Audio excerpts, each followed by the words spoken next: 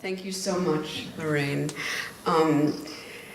Miles, Susan, all my wonderful colleagues here, my brilliant intern, Steve, I'm so honored and pleased to be here with you. Fabulous to be reading with Chard and Tom tonight. Thank you so much. I'm going to read around a bit. I've loved it so much when my colleagues on the faculty have done that I'm going to be reading a bit around from several books, beginning with a couple of poems from The Woman Who Died in Her Sleep.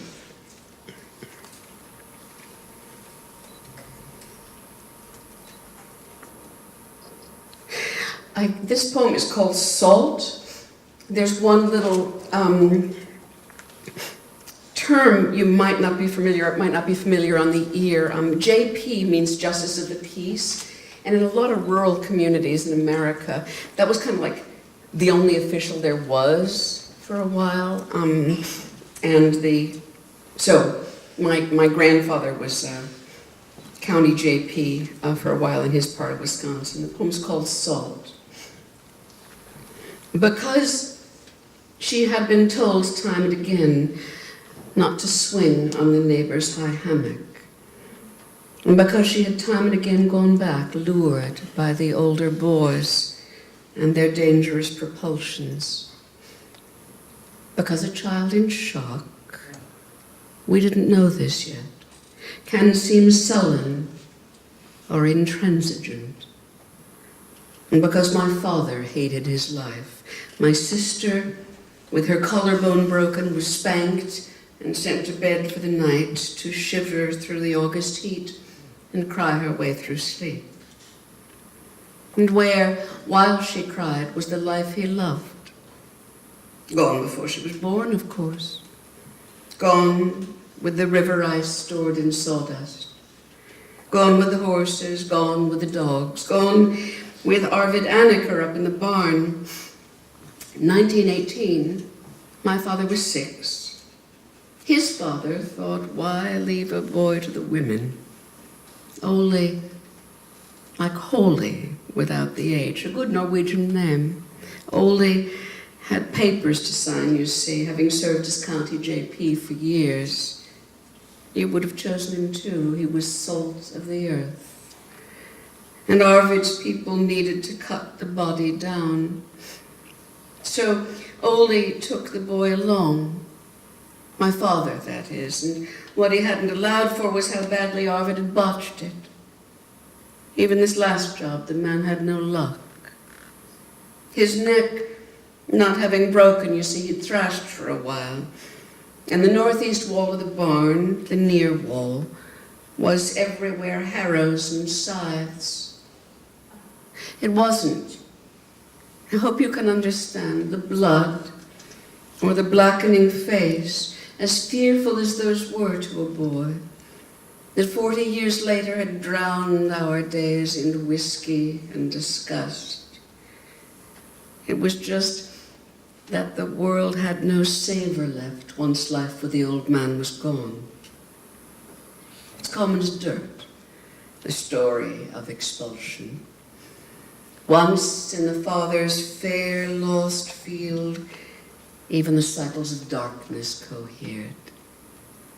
Arvid swinging in the granular light. Ole as solid as heartwood and tall. How could a girl on her salt-soaked pillow compete? The banished one in the story measures all that might heal him by all that's been lost. My sister in the hammock, by Arvid in the barn. I remember that hammock. The gray and dirty canvas thing, I never could make much of it. My Karen would swing toward the fragrant branches, fleshed with laughter, giddy with the earth's sweet pull. Some children are like that. I have one myself.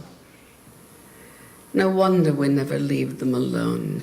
We who had no talent for pleasure, nor use for the body but after the fact.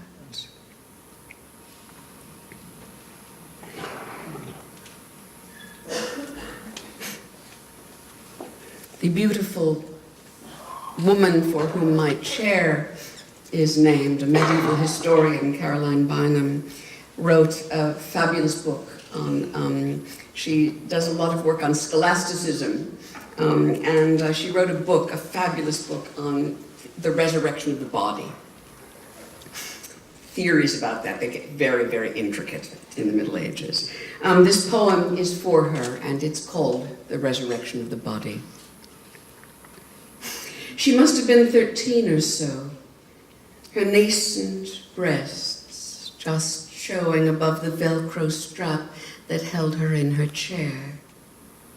Her face translucent, beautiful, as if a cheekbone might directly render a tranquil heart, and yet the eyes were all disquietude. The mother with her miraculous smile, frequent, durable, lifted the handkerchief. You know the way a woman will. Her index finger guiding a corner, the body of it gathered in her dexterous palm, and with such tenderness wiped the spittle pooling at her daughter's mouth. The faint, warm smell of lipstick, remember, freighted with love, and with that distillate left by fear, when fear's been long outdone by fearful fact, the mother would give her soul to see this child lift her head on her own. And down the hall in orthotics, I couldn't, for the longest time, understand why the boy required a helmet so complexly fitted and strong. His legs were unused, his arms so thin. Treadmill, I thought, or a bicycle maybe, some bold new stage of therapy. Anyway, sometimes he falls and, safe in his helmet, can bravely set to work again. It wasn't for nothing that I was so slow. Who cannot read these waiting rooms has so far, exactly so far, been spared. It was only while I was driving home, my daughter in her car seat with her brand new brace, that I thought of the boy's rhythmic rocking and knew. Green light, yellow, the tide of pedestrians flush and smooth, and the boy's poor head against the wall.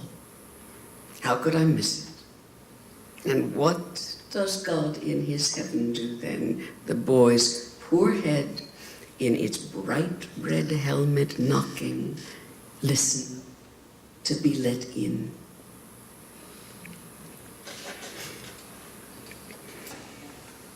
There, have any of you seen the mystery plays ever? A mystery play performed in York or in, where? In Oberammergau? Or? Yeah. Where have you seen them? College. Okay. They're amazing. They're the story of they're called the mystery plays because it was the mysteries of the craft guilds that used to put them on, and they would tell the stories of the Christian narratives, including the birth of the Christ child and the crucifixion and so forth. And all of that got terribly serious, so a lot of the cycles, they built in comic relief, and one of the classic characters who was there for comic relief was Noah's wife. Go figure. Noah's wife, so we got the flood, everything's urgent, and Noah's wife, but you'll hear in the poem, but she's a standard. She's just a sort of standard. Noah's wife is doing her usual for comic relief. She doesn't say why she should get on the boat, etc., while life as we know it hangs by a thread. Even God has had one or two great deadpan lines. Who told you? This was back at the start. The teeth of the tautology had just snapped shut. Who told you you were naked? The world was so new that death hadn't been till that minute required. What makes you think the ground withers under their feet? We were told. The woman's disobedience is good for plot, as also for restoring plot to human scale. 300 cubits by 50 by what? What's that in inches exactly? Whereas an obstinate wife is common coin.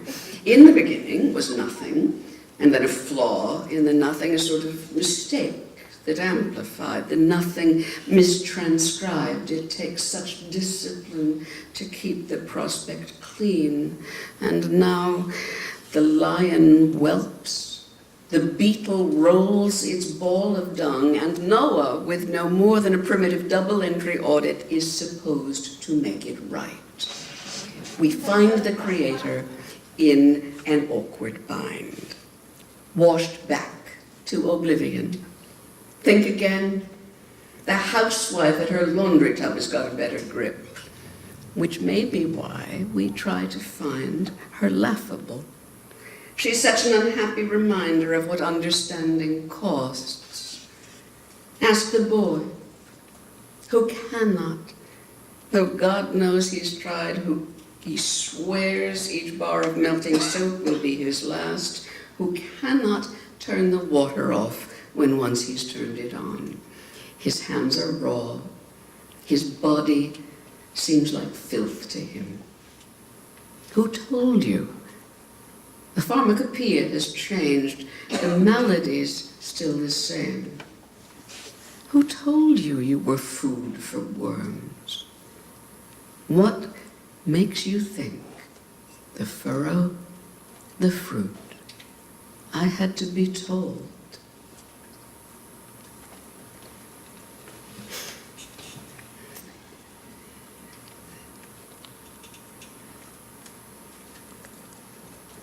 Some of the very earliest love poems we know have come down to us in fragments, and indeed they are the foundation of an aesthetic of fragments, and I'm talking about Sappho's poems. I have trouble writing very short poems. Every time I think I've written one, it's like, doesn't work. So I thought maybe if I wrote a fragment, if I did it sort of like, if I took Sappho and the accidents of her transmission as my model, that would help. And so you will hear, those of you who know one of her most famous fragments, you'll hear bits of Sappho in here. And I felt triumphant because it's only 9 lines, it's a short poem. And it's called Narrow Flame. Dark still, 12 degrees below freezing. Tremor along the elegant, injured, right front leg of the gelding on the cross ties. Kneeling girl. The undersong of waters as she bathes the leg in yet more cold. Tongue is broken. God to me. Her hair, the color of winter wheat. I was telling Molly over dinner about this fabulous horse that my daughters still own. The winter we got him, he got an injury. Both my daughters were much, much too young to be driving on their own, but he needed the leg, despite the winter, needed icing every morning. And so Emma, who had to be at school at 7:30, and I would go out in the blue-black dark at 5-something, and I'd be standing there freezing, and she would be lovingly bathing this horse's leg. in ice water.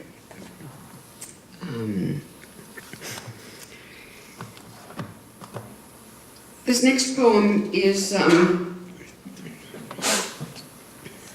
well, it's going to be, turns out to be the title poem to my new and selected. It's called Prodigal. And it's a love letter too. I think I find myself writing love letters to young girls, whether my sister has remembered or my daughters. This one is actually to my niece, who is a fabulous redhead and would not need this box to stand on. She kind of has to pick me up to say hello. She was younger then, and it was a tougher time of her life. Prodigal, copper and ginger. The plentiful mass of it bound, half loosed, and bound again in lavish disregard, as though such heaping up were a thing indifferent. Surfeit from the table of the gods who do not give a thought to fairness, no, who throw their bounty in a single lap. The chipped enamel blue on her nails, the lashes sticky with sunlight. You would swear she hadn't a thought in her head except for her buttermilk waffle and its just proportion of jam. But while she laughs and chews, half singing with the lyrics on the radio, half shrugging out of her bathrobe in the kitchen warmth, she doesn't quite complete this last part. One of the sleeves, as though you swear she couldn't be bothered, still covers her arm, which means you do not see the cuts. Girls of an age, 15, for example, still bearing the traces of when they were new, of when the breasts had not been thought of, when the troublesome cleft was smooth, are anchored on a fault line. It's a wonder they survive at all. This ginger-haired darling isn't one of my own, if own is ever the way to put it. But I've known her since her heart could still be seen at work beneath the fontanelles. Her skin was almost otherworldly, touch so silken, it seemed another kind of sight, a subtler boundary than obtains for all the rest of us, though ordinary mortals bear some remnant too. Consider the loved one's fine-grained inner arm.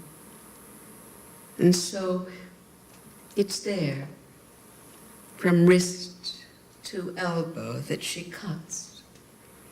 She takes her scissors to that perfect page. She's good. She isn't stupid. She can see that we who are children of plenty have no excuse for suffering. We should be ashamed, and so she is. And so she has produced this many-layered hieroglyphic, channels raw, half-healed, reopened before the healing gains momentum. She has taken for her copy text the very cogs and wheels of time. And as for her other body, says the plain song on the morning news, the hole in the ozone, the fish in the sea.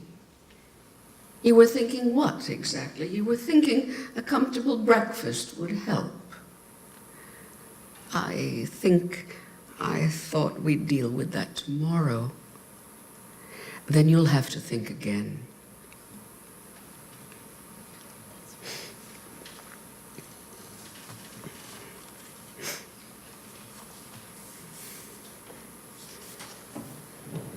I had a wonderful mother who remains the standard bearer of everything good I know in the universe. It's kind of an amazing thing to be able to say about a mother, but there you go. Sweet. Linda, said my mother when the buildings fell. Before you understand, we knew a thing about the reasons of the ways and means, while we were still dumbfounded, still bereft of likely narratives. We cannot continue to live in a world where we have so much and other people have so little. Sweet, he said. Your mother's wrong, but sweet. The world has never self-corrected. You Americans break my heart. Our possum, she must be hungry or she wouldn't venture out in so much daylight, has found a way to maneuver on top of the snow. Thin crust. Sometimes her foot breaks through. The edge of the woods for safety, or for safety's hopeful look-alike. Didelphis, double wound, which is to say our one marsupial. And the possum is the one Native American marsupial. The shelter, then the early birth, then shelter perforce again. Virginiana for the place for a queen supposed to have her maidenhead. He was clever. He had moved among the powerful. Our possum, possessed of 13 teats, or so my book informs me, quite a ready-made republic, guides her blind and all but embryonic young to the pouch by licking a path from the birth canal. Resourceful, no?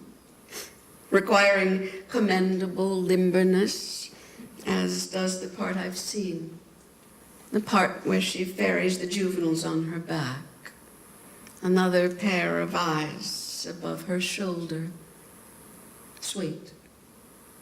The place construed as yet to be written upon by us, and many lost, as when their numbers exceed the sources of milk, or when the weaker ones fall by the wayside.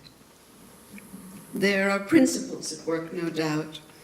Beholding a world of harm, the mind will apprehend some bringer of harm, some cause or course that might have been otherwise had we possessed the wit to see, or ruthlessness, or what, or heart.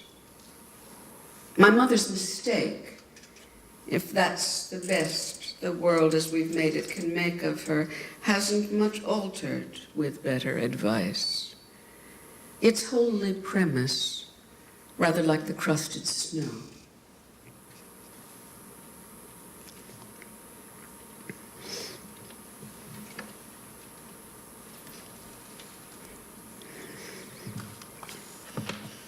I'm going to read one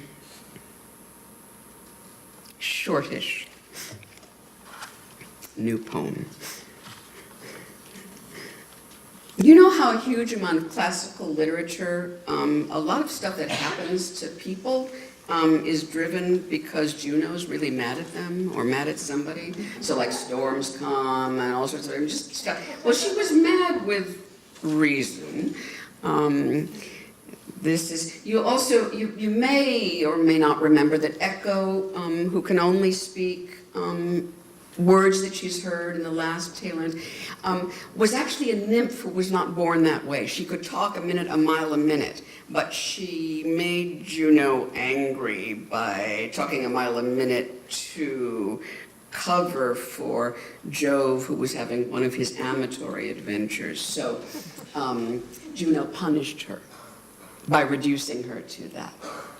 Okay, so here's Juno, the wrath of Juno. A wandering husband, peopling the earth with my humiliations, which the narrative requires. At least I shall never be out of work. I'm not immune to loveliness myself, in fact, especially in the warmer months, so much of it on display. The young ones in their pretty summer dresses and their open shoes, new crops of them every year. I simply think the better choice, what makes for dignity all round, is not to touch. But try telling that to a man who thinks he's a shower of gold. What mystifies me, truly, are the ones who guard the door. Nothing at stake but vague contempt for playing it all too straight. You'll have heard the girl's affliction. Can't stop talking, can't say anything original. Was something I did to her after the fact. But look where she started, and listen to what's become of me.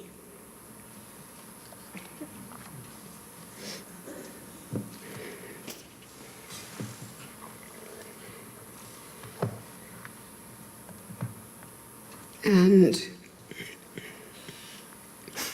a final poem. It's in 4 parts. You kind of have to, the title is Still Life, and you kind of have to like keep that in your head, because the 4th section actually finally gets round to actually talking about a still life and imagining, with one of those sort of Netherlandish 17th century still lives, those magical things. But the other sections start in other places. It's one of those poems where I had to go elsewhere in order to get to find the line that I believe to be a single meditation. Section 1 starts with a newspaper photograph. You'll hear that. Section 2 is about a moment in a scene in that wonderful film by Steven Spielberg, Schindler's List. Section 3 is autobiographical, and then we get to Still Life. So, Still Life 1. His ears, his mouth, his nostrils having filled with ash, his cheekbones, chin, all ash, and on the ash a tide of sea wrack that cannot be right, a trail of scum or vomit then. And either his shoulders been crushed by the blast or angled on the stretcher so oddly that raising his arm to ward us off, he seems to be more damaged than he is. And eyes that should have cracked the camera. This was not the current nightmare. This was 2 or 3 nightmares ago. The men were loading plums and peaches onto trucks at Ka. And though in my lucky and ignorant life I have never so much as encountered the scent of explosives, I had taken a different bus that day. The city I live in is thicker with doctors than all of Baka is thick with bombs. I've seen those eyes before, exactly. Failures of decency closer to home. 2. The clearing of the ghetto. Red wool, and falsely brightened since we need the help. A child, because the chambers of the heart will hold so little. If the filmmaker, having apprenticed in fables, proposes a scale for which he hopes we're apt, and if this bigger than a bread box, slightly smaller than the microwave, is just about the vista we can manage, let's agree to call it history. Let's imagine we had somehow seen its face in time. But where in all of Krakow is the mother who buttoned her coat? A city steeped in harm to come, of the film stock drained to grey, the sturdy threading forward of a child who might be panicked by the crowd but has her mind now on a hiding place. Our childlike conviction that she shall be spared. Mistake that brings the lesson home. We lack retention. Chalk mark on a clouded screen. 3. But what was it like, his dying? It was like a distillation. You had morphine. We had morphine, but he couldn't use the bed. The bed. His lungs were so thickened with tumors and phlegm, he had no way of breathing there. You'd rented the bed. He climbed down beside it and asked for his tools. When something was broken, he fixed it. That had always been the way with him. So then we left him in his chair. But as the day went on, we thought he needed bedding, so we tried to lift him. That's the once he blamed us. That's the look you meant. The why can't you people just leave me alone? The where is your sense of shame? I will remember it until I die myself. You meant well. Meaning well was not enough. We meant that he should know this wasn't lost on us. The urn that holds his ashes does a better job.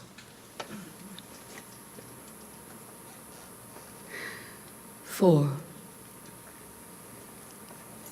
Sister Partridge, brother Hare, the linen on the table with its hemstitch. I have read the books on pridefulness, the bounty of game park and sideboard and loom, the ships that brought the lemon trees, the leisure that masters the view. But I have come to think the argument by likeness makes a simpler point. The lemon, for example, where the knife has been, the pores, the pith, the luminescent heart of it, each differential boundary bound to open, meaning death, of course, the unprotected flesh about to turn, but just before the turn, while looking can still be an act of praise. I see you in the mirror every morning where you wait for me. The linen father, lemon knife, the pewter with its lovely reluctance to shine, as though the given world had given us a second chance.